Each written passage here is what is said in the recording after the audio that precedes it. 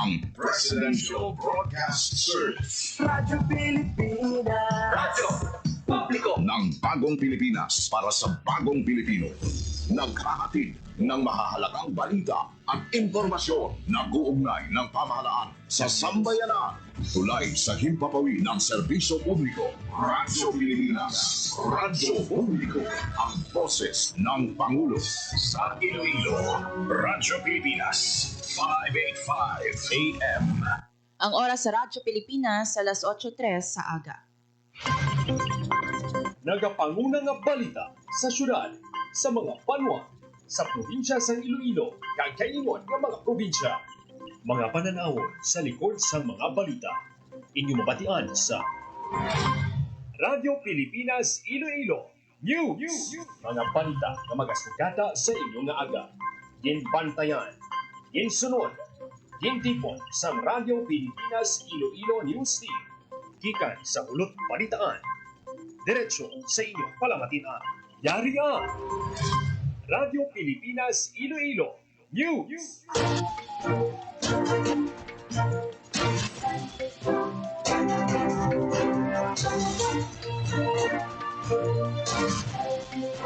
Mayong aga Pilipinas, mayong aga Western Visayas. Adlaw sang Sabado, Mayo 31, 2025. Ako ang inyo tagbalita kada Sabado, Hope Torrechante, ining Radyo Pilipinas Iloilo News. Kagkaron sa mga headlines. 3Ms kontra monkeypox ginakampanya sa Iloilo Provincial Health Office. Pagpatuman sang clean-up drive kontra dengue dapat sige-sige suno sa Iloilo PHO. BJMP personnel sa Dumangas District Jail nga ginaaligar involved sa illegal nga droga nagpositibo sa drug test. Kag tricycle driver nagpositibo sa random drug test sa ginhiwat nga Oplan Harabas sang LTO Region 6. Kag karon sa mga detalye sang mga balita. Pilipinas. Radyo Pilipinas News. Sa tapos ginkumpirma ang una nga kaso sang monkeypox sa probinsya sang Iloilo, ang Iloilo Provincial Health Office nagapahanumdom sa publiko nga ipadayon ang pagsunod sa minimum health standard. Ginakampanya sang PHO nga sundon ang 3 km agud makalikaw sa balatian. Manghinaw, magsuksok sang mask kag magdistansya. Suno kay Dr. Socorro Quinion, Provincial Health Officer, dapat pangapina ng ikaayong lawas kontra sa monkeypox kag iban pa nga balatian pinaagi sa regular nga paghugas sang kamot. Ginsiling sang medical doctor nga dapat epektibo ang mga habon kag alkohol nga ginahugas sa kamot. Ginpatpat sang PHO nga ang bentaha sa pagsuksok sang face mask ilabi na kung ara sa mga mataw nga lugar ukon sa mga indoor places. Hindi lang ini makabulig likaw sa monkeypox, makapangapin man ini sa tao kontra yabok, polusyon kag pa nga mga masakit. Ang pagdistansyang liwat naman nga ginbilin ni Dr. Quinion suno sa PHO head, ang monkeypox posible makalaton pinaagi sa close contact sa kumpirmado nga may balatian nga monkeypox. Sa karon may ara sang isa kanabalhag nga kaso ang PHO sa monkeypox sa probinsya sang Iloilo sini nga 2025. Ang pasyente ang makabig nga recovered na ukon nag-ayo na sa balatian. Radyo Pilipinas. Radyo Pilipinas News. Nagapabilin nga asymptomatic o kung wala sang simptomas sang balatian ang 7 ka close contact sang pasyente sa probinsya sang Iloilo nga anay nagpositibo apang sa karon nag-ayo na sa monkeypox. Suno kay Dr. Rodney Labi sa Provincial Health Office, may ara sang 7 ka close contact ang pasyente, 5 sa ila puluyan kag 2 sa balay bululngan kung sa diin siya una nagpakonsulta. Sa piyak nga wala sang simptomas ginpahayag ni Labis nga ang mga close contact magapabilin nga naka-home quarantine tubtob Hunyo 12 kag ginamonitor sa mga otoridad sa posibilidad sa pagtuhaw sang simptomas antes matapos ang quarantine period.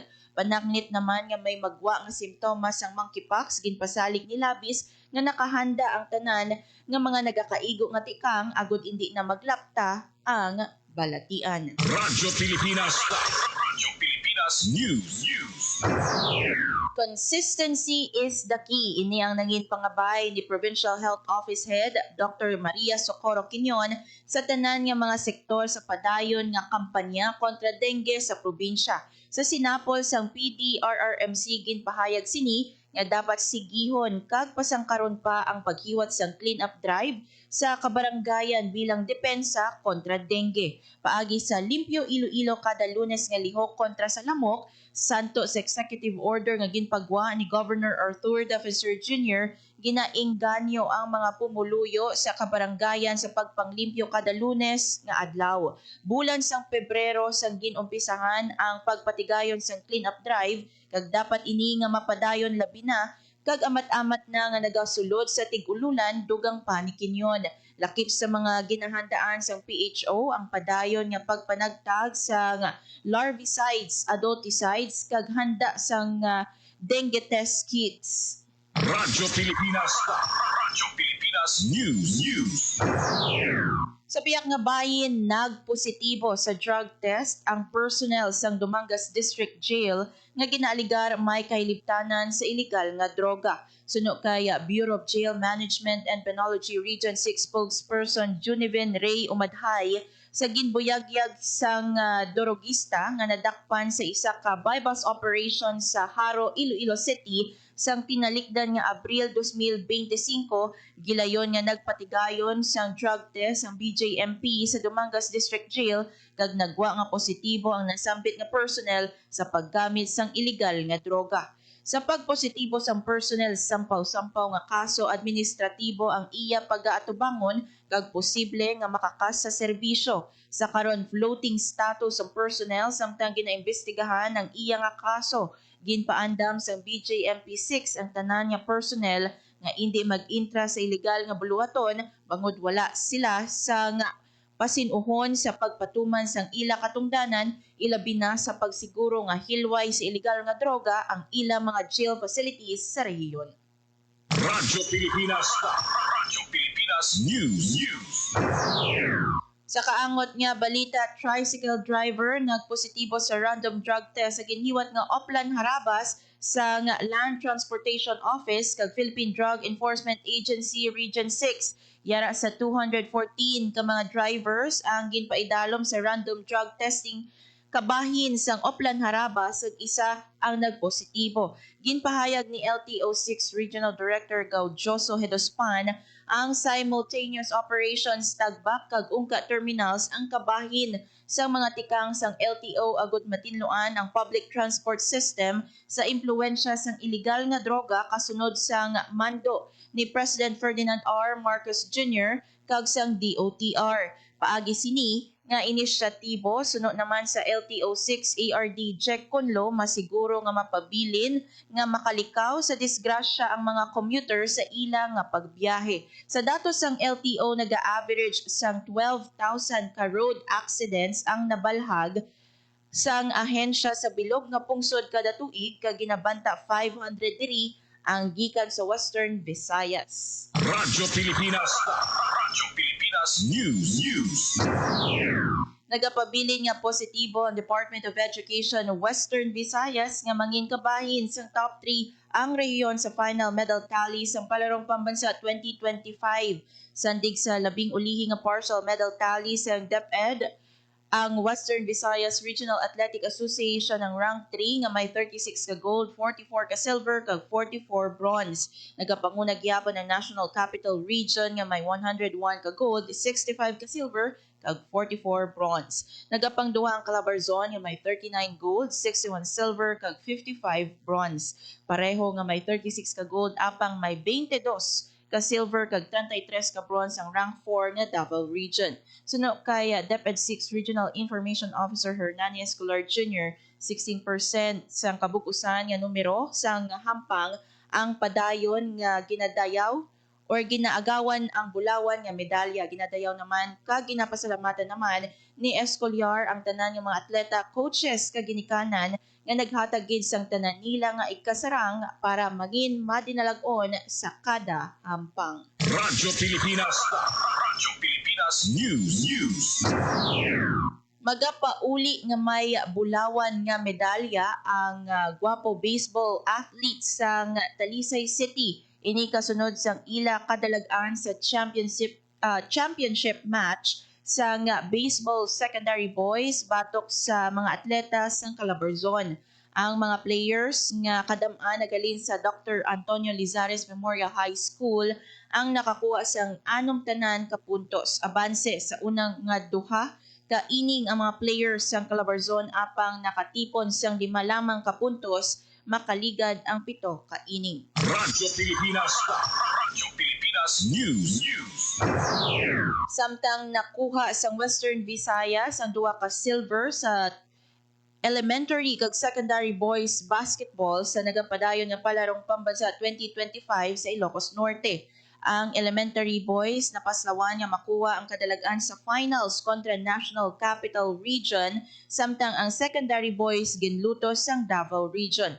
Wala man makuha sang Western Visayas ang kampyonato sa basketball, madamo naman nga netizen ang nagpalabot sang suporta kag panginbulahan sa 2 ka team sa ginpakita nila nga performance sa hardcourt. Ang elementary kag secondary boys basketball sa Western Visayas ginrepresentar sang St. Robert's International College. Radyo Pilipinas. Radyo Pilipinas News.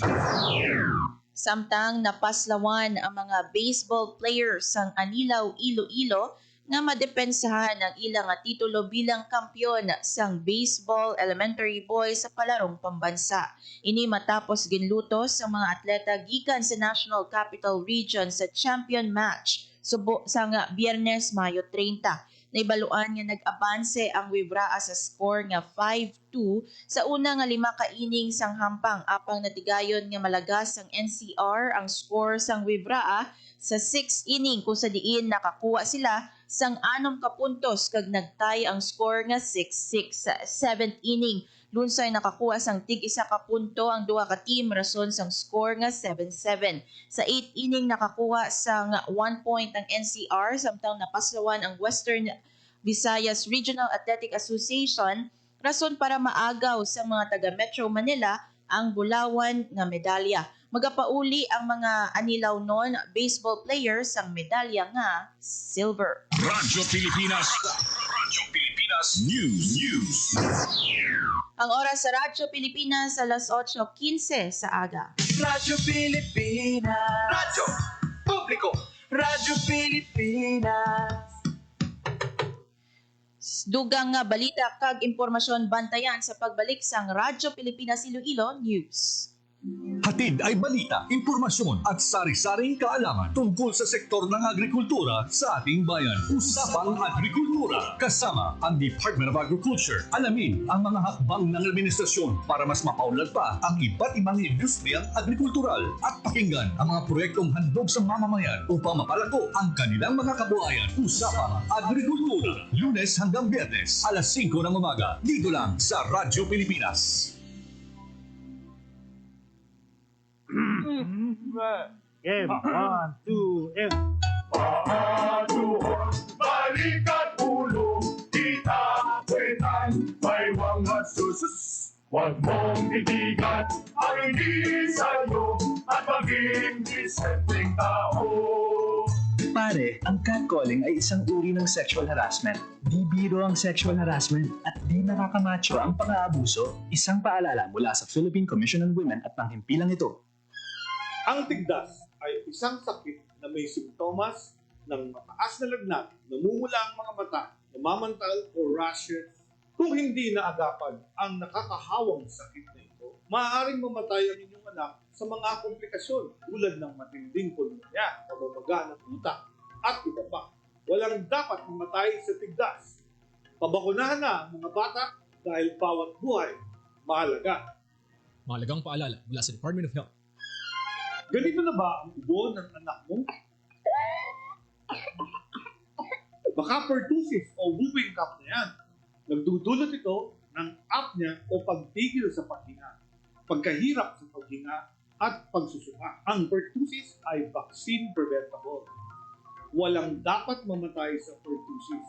Pabakunahan ng mga bata dahil bawat buhay mahalaga. Mahalagang paalala mula sa Department of Health.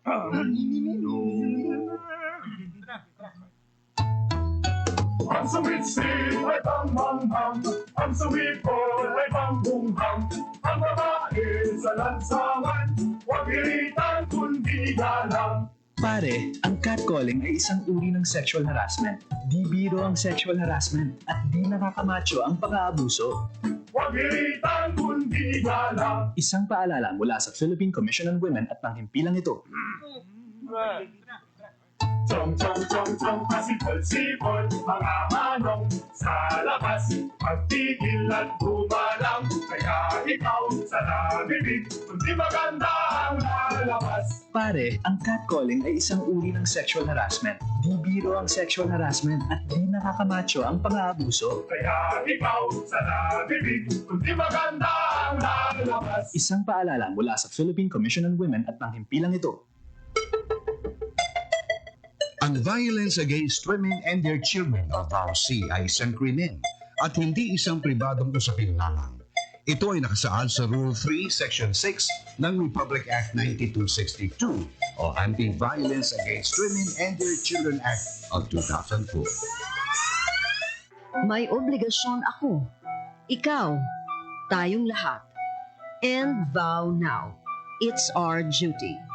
Ang paalalang ito ay hatid sa inyo ng Philippine Commission on Women at ng himpilang ito. Sana'y tinaki ng mga magulang kung maipanganak akong malusog. Kumain si nanay ng masustansyang vitamin A panlaban sa infeksyon. Para din sa mata, balat, bumbunan at mga buto. Ayon, pampabuhay ng dugo at muscles. Ayodin, pang-iwas sa komplikasyon at pagiging abnormal. Importante din ang check-up kay doktor. Kasi healthy nanay, ganda buhay.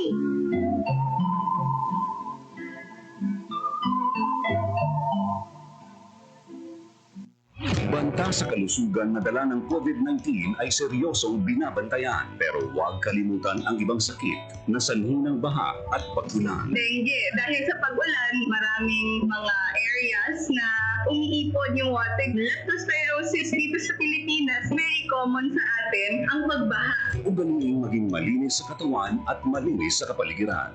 Sa ganitong paraan, siguradong sakit ay maiiwasan. Hanapin natin yung mga breeding ground where infected tenants, baon tayo ng botan, or hintayin natin mawala yung baha. Ngayon, mas nagugugas yung mga tao, mas better yung hygiene.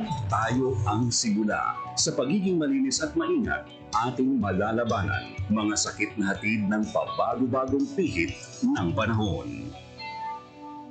Isang paalala mula sa Radyo Pilipinas. Ang oras sa Radyo Pilipinas alas 8:21 sa aga. Radyo Pilipinas. Radyo Publiko. Radyo Pilipinas. Sa dugang nga mga balita, Radyo Pilipinas. Radyo Pilipinas News. ginabi-abi sang Iloilo Provincial Government ang mga opisyal sang Barangay San Antonio, Makati City sa ilang nga pagbisita sa Kapitolyo. Nagpadulong sa Iloilo ang mga barangay officials sang San Antonio, Makati para sa isa ka benchmarking agod ibaluon ng mga best practices ang probinsya may kaangtanan sa turismo kag engineering. Ginpatpat ni Gilbert Bombet Marin, hepe sa Provincial Culture, Arts, History and Tourism Office, ang mga inisyatibo sa probinsya sa pagpasanyog sang turismo. Ginpresentar man sa Provincial Tourism Chief ang mga tourism clusters kag mga destinasyon nga pwede malibo sa mga bisita samtang ari sa probinsya. Ginpakigbahin naman sa Provincial Engineers Office ang plano nga pagtukod sang Smart and Green Government Center sa isa ka one-stop shop nga magahatag sang frontline services halin sa nagkalain-lain nga ahensya sang gobyerno. Radyo Pilipinas. Radyo Pilipinas News. Halin sang ginbuksan ang Kadiwa Store, dako ang nabulig sini agod mapadasig ang nga mabaligya ni Jenny Mendiola sa Hibaw-an Norte, Mandurriao ang ila produkto nga mga utanon kag prutas. Sila ang kabuylog sang DA6 kag Iloilo City Government sa tion nga may ginapatigayon nga merkado lokal sa campus ng West Visayas State University. Paagi sa programa, ginpahayag sini nga hindi mabudlay para sa ila ang mangita sang customer bangod mismo ang DA ang nagahatag sa ila sang kaygayunan nga makabaligya sang nagkalain-lain nga venue. Suno kay Iloilo City Agriculturist Inigo Garin Galao talalupang don ang positibo nga epekto sa merkado lokal agod nga mapasanyog ang kita sa mga farm organizations nga ila ginabuligan. Sa karon nagdihon na ang MOA sa tunga sang Central Philippine University kag Iloilo City Government agud himuon nga regular ang merkado lokal sa universidad. Sa pagpakig-partner kaupod sa academe suno kay Garin Galao, mabuligan ang mga agripreneurs sa mga estratehiya kag pag-develop sang teknolohiya agud nga mapasanyog ang ila marketing kag bisan sa packaging sang ila nga produkto. Kay gayon na naman ini para sa mga estudyante nga matun-an ng mga impormasyon tuhoy sa agrikultura kag ila direkta nga may baluan ang istorya sa mga vendors kag mangunguma sa pagpatubas sang ila mga produkto. Radyo Pilipinas. Radyo Pilipinas News. Nagtipon sa Concepcion ang masobra 350 ka mangunguma kag mangingisa sa banwa agod iselebrar ang Farmers and Fisherfolk Day. Lakip sa mga aktibidad, ang dialogo kaupod ang mga tiglawas ng Department of Agriculture, Iloilo Provincial Agriculturist, kag Veterinary Office, Bureau of Fisheries and Aquatic Resources, kag Philippine Crop Insurance Corporation. Sa inon-anon, ginpatpat ang natuay-tuhay nga update angot sa mga programa, proyekto kag serbisyo sang gobyerno para mapasanyog sang produksyon kag kita. Ginistoryahan man ang pila ka concern nga maangot sa production, post-harvest kag marketing. Sa iya mensahe, ginpaayag ni DA Western Visayas Regional Information Officer James Earl Ogatis nga ginaduso sang ahensya ang timely nga pag-deliver sang inbred kag hybrid seeds para sa nagaylapit nga wet planting season. Ginpangabay naman sini ang mga mangunguma nga aktibo nga bantayan ng ila mga talamnan batok sa peste kag balatian kag gilayon nga magpakig-angot sa Regional Crop Protection Center para sa biological control agents. Ginpanugyan man sini ang mga mangunguma nga maggamit sa ginapanagtag nga makinarya kag kagamitan para sa mas manami nga land preparation kag crop establishment. Radyo Pilipinas. Radyo Pilipinas News. Umalin sang Mayo 28 sini nga tuig nagapabilin nga suspendido ang window hours sa pagsulod sa 6 km permanent extended danger zone sang Bulkang Kanlaon. Ini sa tunga sang peligro sa posibilidad sang liwat nga paglupok sang bulkan bangod sang sige-sige sini nga aktibidad. Sunod sa OCD6 wala pa sang patod nga petsa kung san uliwat tugutan ang pagsulod sa mga evacuee sa PDC sang Kanlaon. Naibaluan nga gintugutan anay ang pagsulod sa mga pumuluyo sa 6 km PDC halin alas 6 ang aga tubtob alas 4 sang hapon para mag-atender sang ila kasapatan kag mga kaumhan. Radyo Pilipinas. Radyo Pilipinas News. Kag sa katapusan nga balita, agod sa ulugon ng Month of the Ocean sini nga tuig sa Negros Occidental, nagtililipon ng mga katapos sang Tanyon Strait Protected Seascape Sites Management Unit Northeast Negros, Senro Cadiz, Senro Kabangkalan, Semo San Carlos, mga People's Organization, kag Sipaway Divers. Nangin highlight nga aktibidad ang scuba sorero sa diin ang mga scuba divers nagsalom sa Sipaway agod nga manguha sa mga basura sa idalom sang dagat para mapangapinan ang marine life. May ara man sang coastal cleanup sa barangay San Juan, Sipaway Island agod nga matapna ang pagpadulong sa mga basura sang nga plastic sa kadagatan. Magluwas diri ginpaidalo man ang mga pumuluyo sang isla sa information education campaign agod nga mapataas ang ila ihibalo tuhoy sa papel sang kadagatan sa climate regulation, carbon storage, kag pangapin sang coastal ecosystem. Ginpahayag sang Penro Negros Occidental nga ang mga kasubong nga mga pagpanikasog hindi lang makatugas sang mas matinlo nga kadagatan, nagatudlo man ini sa tanan nga ang sabat batok sa epekto sang climate change amo ang ocean conservation. Sa piyak nga bahin ginsaulog man sang Penro Negros Occidental ang ika-27 nga anibersaryo sang Canyon Strait Protected Seascape nga may tema One Strait, One Community. Radyo Pilipinas. Radyo Pilipinas News. Ang oras sa Radyo Pilipinas alas 8:28 sa aga. Radyo Pilipinas. Radyo Publiko. Radyo Pilipinas. Kagamayad tong mga balita nga natipon sang Radyo Pilipinas Iloilo News Team. Radyo Pilipinas. Radyo Pilipinas. Magpabili nga nakafollow sa Radyo Pilipinas Iloilo para mangin updated sa mga hitabo sa Western Visayas. Radyo Pilipinas. Radyo Pilipinas. Kaupod si Mr. Joan Sotahero kag Vermore Aventura sa engineering team. Para sa Bagong Pilipinas, Hope Torrechante, Radyo Pilipinas, Radyo Publiko. Radyo Pilipinas. Radyo Publiko. Radyo Pilipinas. Radyo Publiko.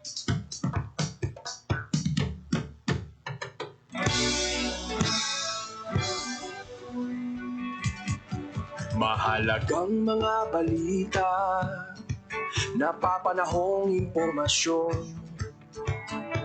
Kami ang inyong gabay, pag may bagyo at sakuna. Serbisyo ng gobyerno, kapag may nangangailangan. Mga proyekto ng Pangulo, damang-dama ang pagmamahal niya. Tulay ng mga hinaing, ang problema ng bayan ating lulutasin. Tulay sa himpapawid, tulay ng pagbabago. Radyo Pilipinas, ng bagong Pilipinas. Radyo Pilipinas, ng bagong Pilipino. Mga proyekto ng Pangulo, damang-dama ang pagmamahal niya.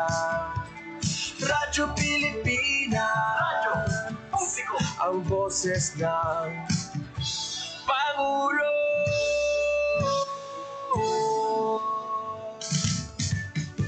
Karamay niyo kami, kahit malayo man kami nakakarating. OFW magsasaka, buhay ay iba't iba, san mang lugar ng bansa natin. Tulay ng mga hinaing, ang problema ng bayan ating lulutasin. Tulay sa himpapawid, tulay ng pagbabago. Radyo Pilipinas, ng bagong Pilipinas. Radyo Pilipinas, ng bagong Pilipino. Mga proyekto ng Pangulo, damang-dama ang pagmamahal niya. Radyo Pilipinas, ang boses ng Pangulo.